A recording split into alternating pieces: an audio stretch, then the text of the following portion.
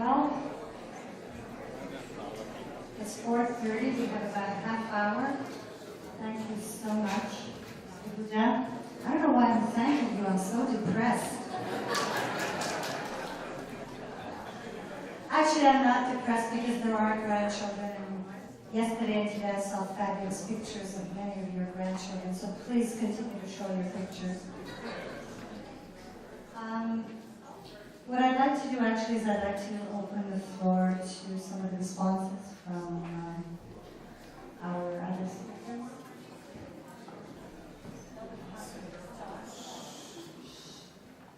Anyone say anything?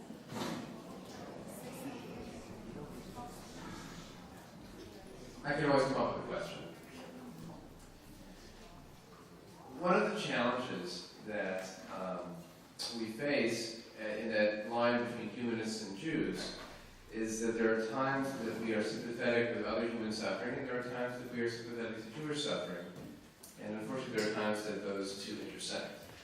So one example that occurred to me recently is in these fault lines that Professor Georgi's described between Shia and Sunni, even within the radical Islamic world. I remember reading an anecdote in his Journey of the Jihadist where there was a rivalry within Al-Qaeda in one of their training camps between the perks given to the Saudis and the perks given to the Egyptians.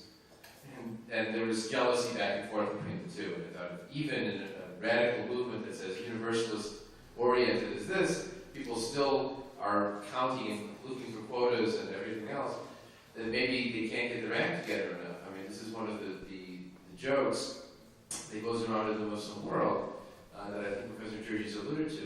You know, when in Arabic history, you could say, Arabs will say to each other, have we ever pulled anything off as good as what happened on September 11th?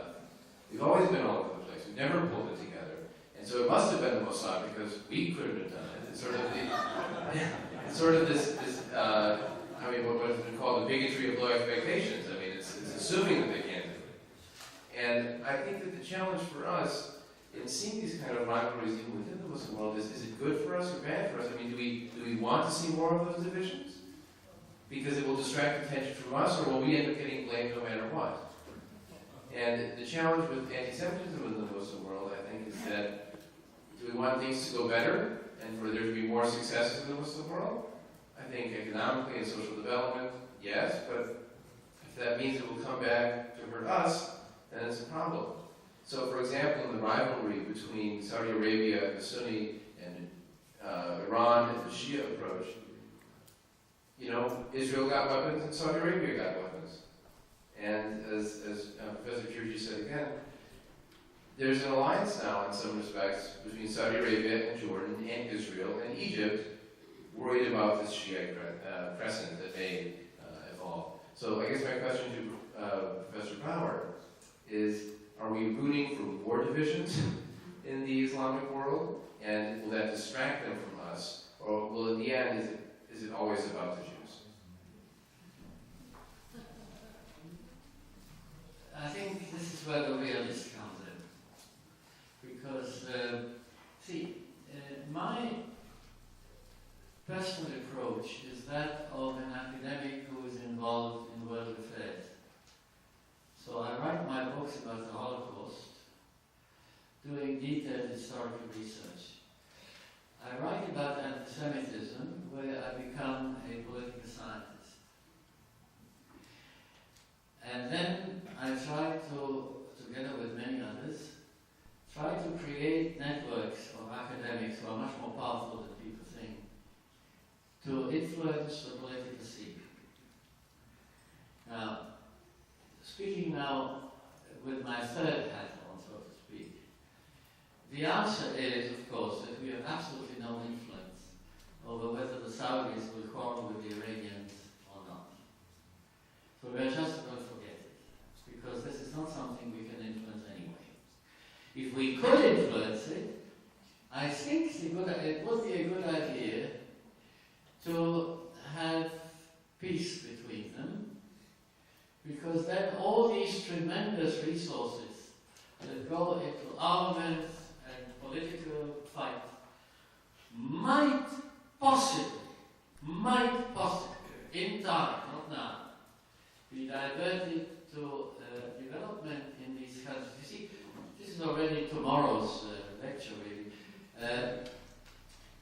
you can't have a democracy. I think Professor Jeffrey said it last night. You can't have a democracy in Muslim countries, not only Arab, in Muslim countries without a middle class. You can't have a middle class without, let us say, non-predatory capitalism. You can't have an intellectual class without a middle class. So you can't have a democracy. It's stupid to ask for it. There are brilliant people there, wonderful people there. But they need time and they need resources. All the resources go to things like the ones that you mentioned.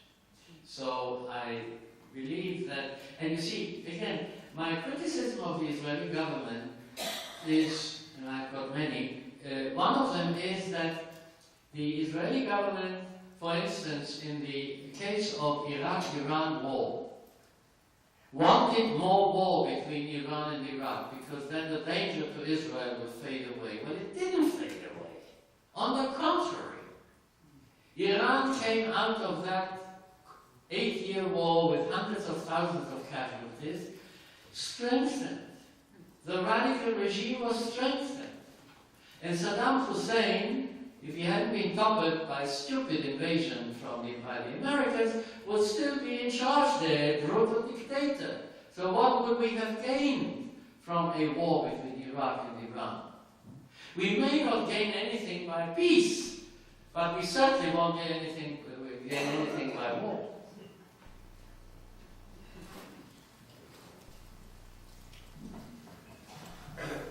Just one short remark. My feeling is from everything Yehuda says in this lecture and others, that we have to strengthen our fight with religion. It's not enough to be an atheist. It's not enough to understand that reason and not obeying religious leaders who speak in the name of God is a better way of life. Obeying religious leaders who speak in the name of God or in the name of an idea, and therefore the comparison that Bauer made between communism, Nazism, and radical Islam, this is the biggest danger. And this we can fight only through education, and on this we cannot be passive. I want to remind you the book of Christopher Hitchens, God is not great, religion poisons everything. Or the book of Eli Barnaby, I don't know if it's already translated into English, Murderous Religions. Religions are murderers by definition. Once you make people obey whatever the religious leader says, because he speaks in the name of God, then you are not only in danger, you put other people in danger. And what is happening today with radical Islam and what is happening in our life with radical fundamentalist Jews is the principle.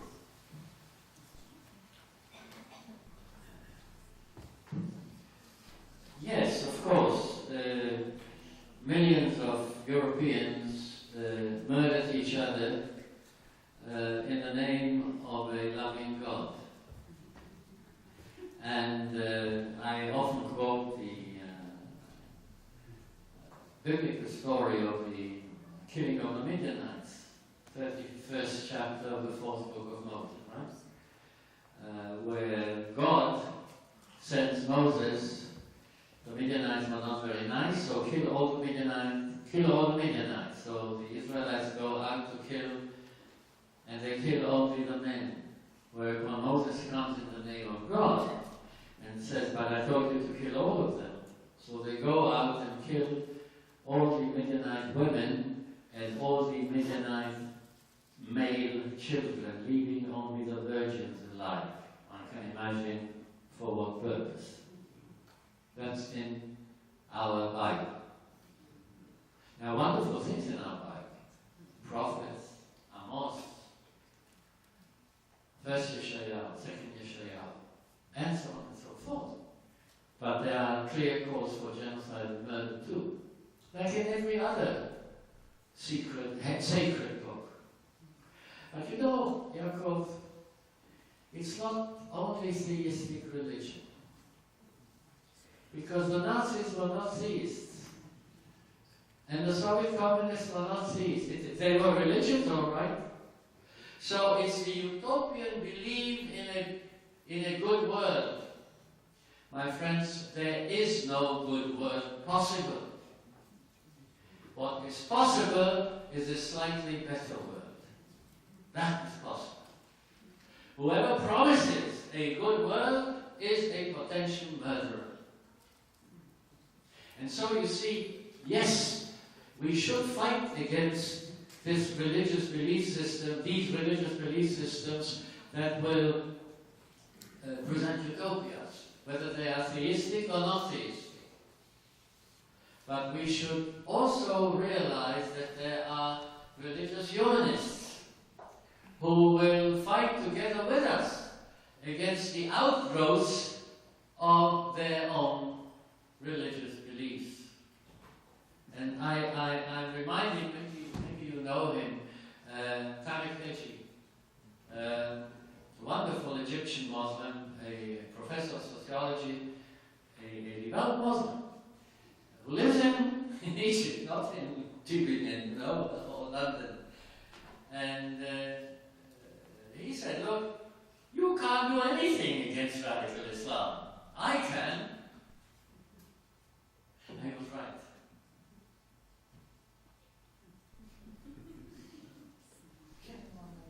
Okay.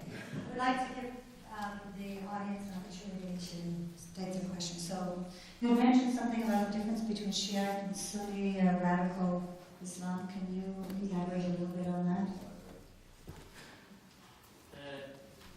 Yes, you see, in the Shiite version of radical Islam, you have a type of parliament. There is a majlis. It has certain limited powers. I mean, there's an overruling power, of course, of the supreme leader. But there is a possibility of passing laws, which, according to the Sunni version, is not acceptable. In Iran, you have a combination, because in Iran you have a meeting of national interests. I would say almost, but I don't really mean it that way, Iranian imperial interests and ideological direction. You can't separate them. And you have to deal with both the realpolitik which they pursue, and they certainly pursue it, and the ideology behind it. Just as you cannot differentiate, you cannot split, you see, in many other countries between ideology and practical politics. They go together. Now, what is more important here? The chicken or the egg? And I would venture to say, although I can't prove it, that probably the chicken is, in other words, the ideology. In Nazi Germany, that is certainly the case there, I can prove it. That it was the ideology that motivated the economic and political and so on actions. In the Soviet Union, up to a point, yes. Contrary to what happened after Stalin, our good friend, the deceased Joseph Vissarionovich Jugashvili, better known as Stalin, really believed in what he said. He mixed it up with terrorism and with brutality and with practical politics and all that, but he actually believed in this theory, which he did not put into practice. Do I have time for a 2-minute story? It's a happy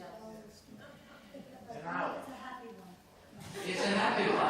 It is a happy one. A man, most of you know him here, but I won't mention his name.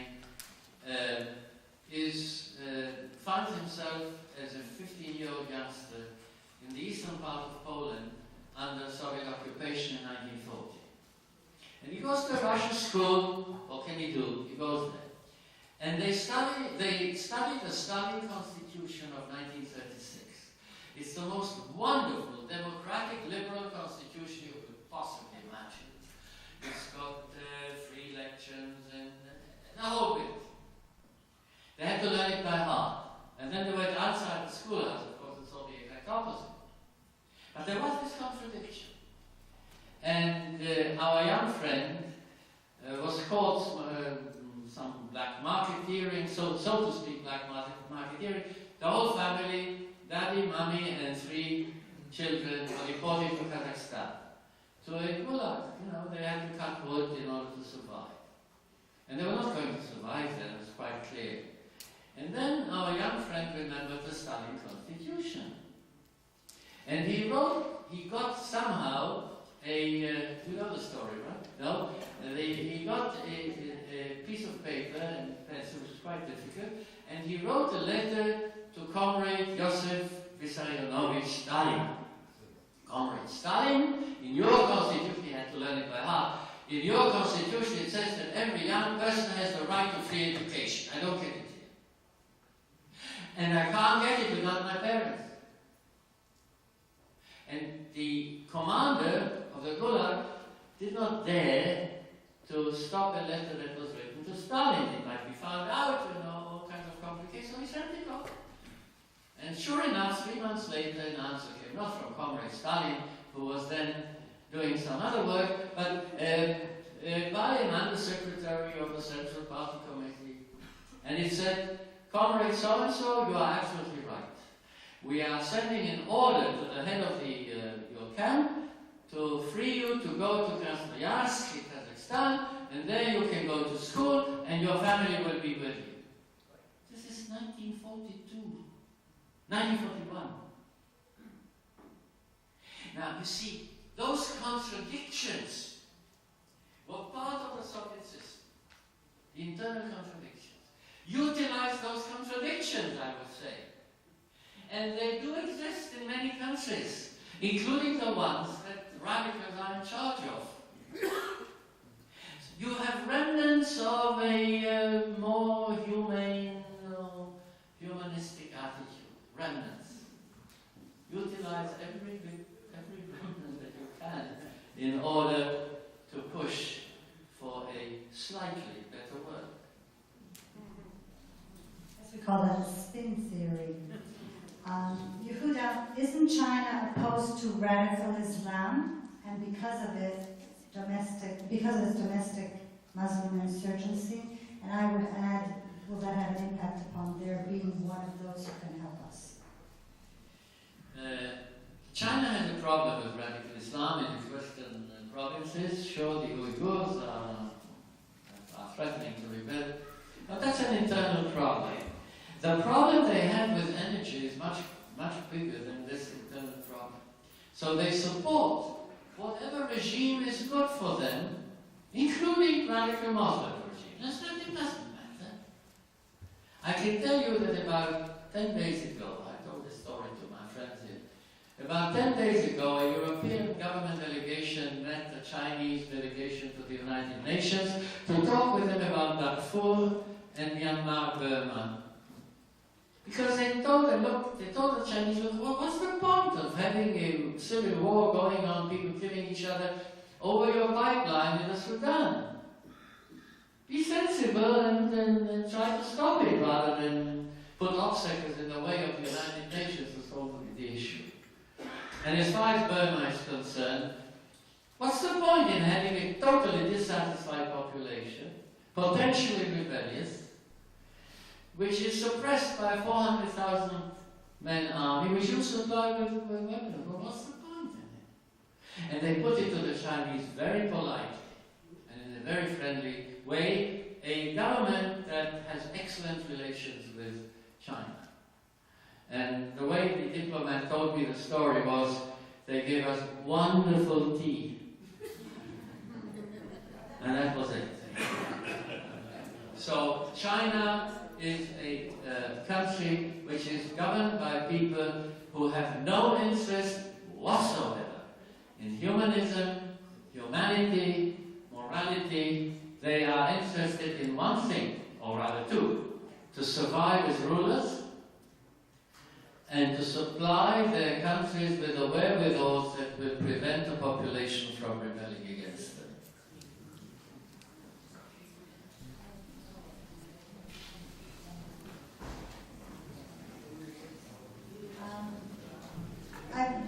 Perhaps we can address this to all the panelists if you wish to speak to this issue. Many of you have spoken about the dangers to the Jewish community and to the Western community as a whole that stem from radical Islam.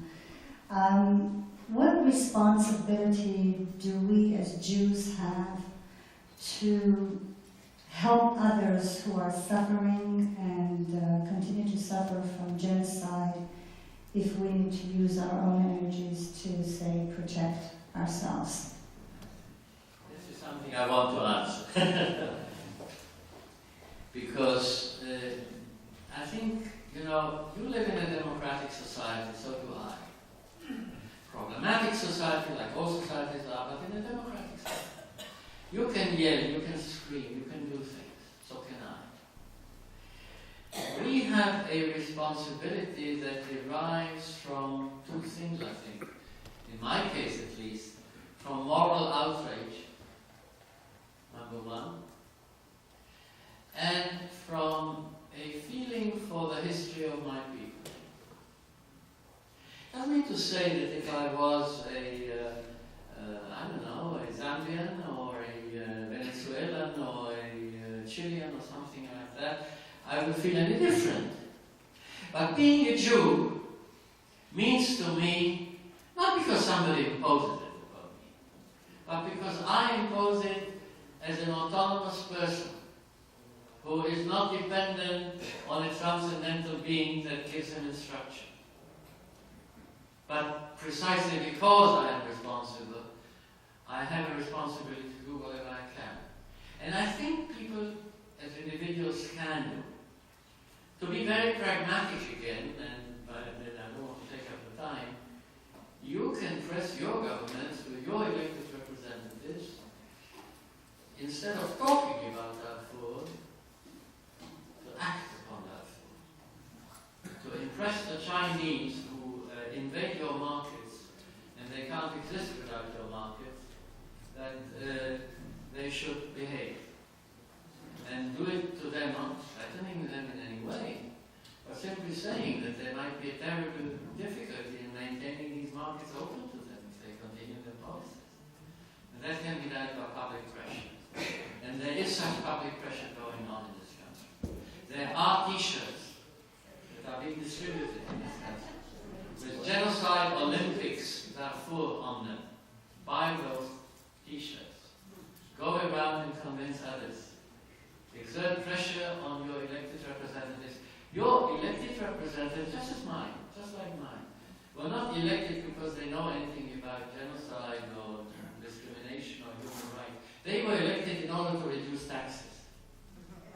You have got to convince them that they won't be re-elected unless they do something in these areas. That is possible. So there is a personal responsibility, and I think that the vast majority of people here are Jewish.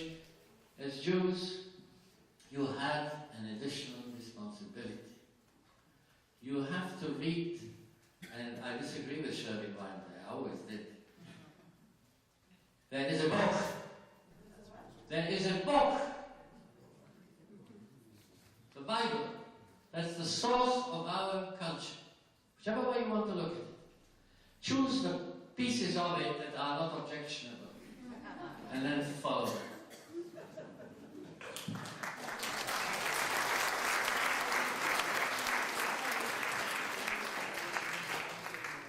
I just wanted to follow up. Thank you, Professor Bauer, for that, because I came to the study of theology through this literature. I couldn't understand Shakespeare or William Blake without understanding the Bible. And so my track comes through biblical studies. and I agree with that importance. And then I think it's a question of, do we look in our own particular provincial interests? Do we look in our longer term interests? And you know, the song that we sang yesterday, Sherwin's My Light is in Me, My Hope is in Me, My Strength is in Me, and in You. I heard that for the first time this summer, teaching at a retreat center of the United Church of Canada, which is the largest Protestant church in Canada, sung by the music ministers who were Methodists from Sacramento, singing what I was pleasantly surprised to discover yesterday was one of Sherwin's songs. And so I don't know if be pleased or horrified at the use of that. But the idea that, you know, do we do things in our short-term selfish interests? Almost 20 years ago now, it was the first time I was in Israel, it was 1988. And there were talking to Israelis then, 20 years ago, this Hamas, maybe we should help support them, you know, because maybe there'll be a way of a wedge there in the Palestinians. 20 years later, what happens? You know, Hosea, sow the wind, reap the whirlwind. You know. 20 years ago, our president, maybe a little more than 20 years ago, helped broker weapons to Iran to help fund a private army in Central America. You know, is it in our short-term interest to help people or not? You know, do we look at them as human beings? We see a commonality. Now, I apologize, I'm a religious person. Sorry to confess that. And I see that, you know, as a religious obligation, as a duty. You know, particularly as monotheists. If I believe that we're all children of God and we have responsibilities to each other, I understand we don't need to have that belief to have that sense. And Professor Bauer, I love that, you know, for your children, for our grandchildren. You know, why do we do this? Why do we create that world? Do we just create it for our particular children? Do we create it for children worldwide? Do our actions reflect something that is in our best interest today, perhaps, but may come back using the technology that's used to divide us on gas tomorrow? Actually, I would also like to speak to that last question. I don't think that because we're Jews we have a special responsibility to help Darfurians and anybody else who's got a problem. I think that because we are human, and because ultimately everything we do is selfish, and as Yehuda had said, you know, the apocalypse is coming, and you know, ultimately we will be wiped off the face of the earth. But while we are alive, in order to feel that we absolutely have worth and that we make a difference in the world, for ourselves, for absolutely appropriate selfish reasons, we should make a difference in the world, a positive difference in the world, so we can feel good about living as long as we are living.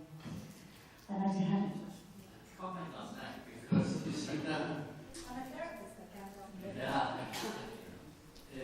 Humans are herd animals. We are, by instinct, we look for groups, we look for communities. One community or another community. We are not human in the abstract. We are human in the concrete. The idea of universalism, I'm not a Jew or an Arab or an Italian or a Frenchman, I'm a human being, is sheer, absolute nonsense. You are born into this, you can choose another group if you like, but you are always, because otherwise you can't exist. You can't function. So, because I happen to be born a Jew, and that was quite fortunate, actually. I'm not sorry for that. And in any case, I couldn't have chosen my parents after I grew up. It was too late. You know, as a Jew, I lived my history. Before I studied history, I knew that I was living it. After I studied history, I feel even stronger. And I think that we have something to offer, not only to ourselves, but we are a small piccolo in an orchestra of humanity. If we don't play that piccolo, there won't be a piccolo. We need a piccolo. Can I make just two...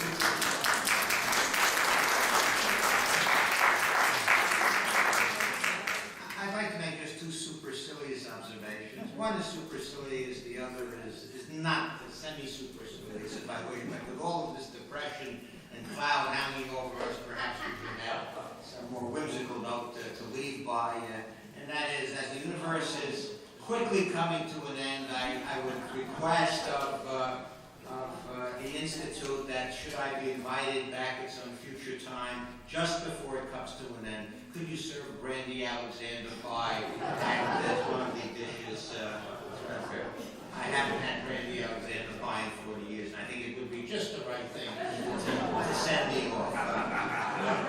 The second question is that people did talk to Hamas. I myself was involved in discussions with Hamas in 1988, and there is nothing that was said at that particular time that offered me and anybody else who was present in that room the slightest hope that there was any bend at all in the position of the leaders of Hamas that I spoke to. I might add, the same leaders are today the leadership of Hamas as well. So talking is talking. I believe that you know, there are ways to talk to people, and Israelis have always talked to their adversaries through a wide variety of intermediaries and indirectly, and in conversations that were held directly in clandestine fashion, and these things are to be encouraged, and sometimes something may come out of that, so there's no point in not talking, unless, of course, the talk is understood in the first place to be the opening shot in a concession, which is not exactly what you want to do when you enter into negotiations with people. Thank you for that nice note of whimsy on which to end the session. Forget the radio. Well, I think we've had a marvelous experience today, but you know, you can't leave it with this. You've got to have hope, and there is hope. Hope comes in the morning.